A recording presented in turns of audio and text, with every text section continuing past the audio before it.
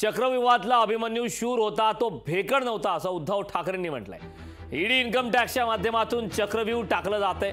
पक्षांमध्ये भांडणं लावण्याचं काम ही भाजपची कौरवनीती असं उद्धव ठाकरेंनी म्हटलं। भाजपची ही कौरवनीती हरणार आहे। सामनाच्या रोखठोक मुलाखतीत उद्धव ठाकरे यांनी हे वक्तव्य केलं।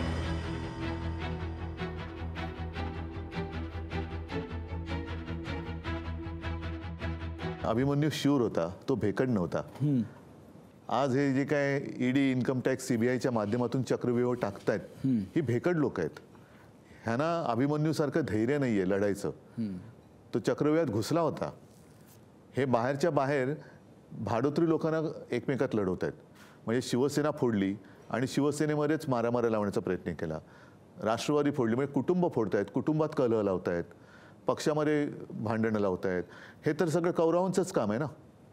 ही कौरवनीती जी आहे ती कौरवनीती शेवटी हारणार आहे। स्वतःला अभिमन्यू म्हणून घेताय, बलिदानच द्यायचंय का? त्याला भाग कोणी पाडलंय?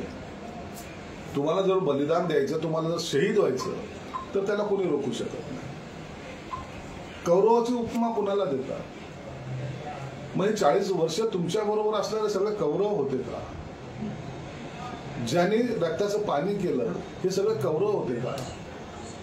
मग जे शिवसेना प्रमुख हे माझं कवच कुंडल आहेत असे म्हणायचे, की तुम्हाला आज कौरव वाटायला लागले का? नेमकं ठरवा ना एकदा। 40 वर्ष ज्यांच्या बरोबर आपण काढली ते एका दिवसामध्ये तुमच्यासाठी कौरव झाले कसे? तुमच्या विरोधात गेलं तर त्याला तुम्ही कौरव म्हणता।